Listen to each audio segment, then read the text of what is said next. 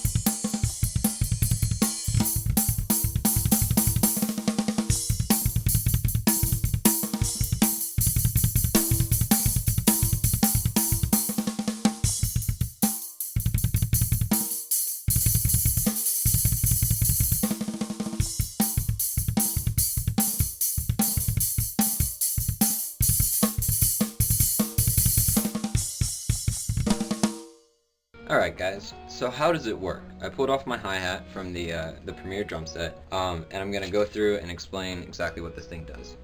A traditional clutch looks like this. It's a single piece. It has your wing nut, which, you know, easily slides on to your upper pull rod, the vertical piece here.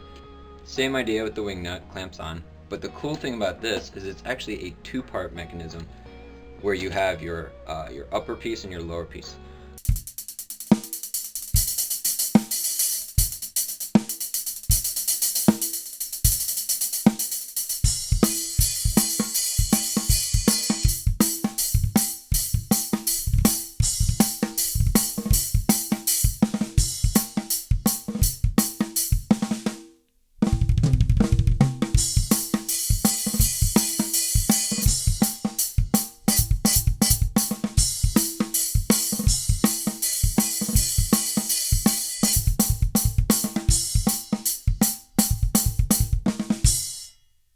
Now, aside all that fanciness, the bottom here is pretty much going to look the same to your traditional. I'm not sure how that's going to look in the video. It's really shiny. Have your lower nut and your locking. But the cool thing about the Gibraltar clutch is you actually have a tension rod styled bolt on the bottom, and what that's going to allow you to do is tighten this to lock in this lower bolt.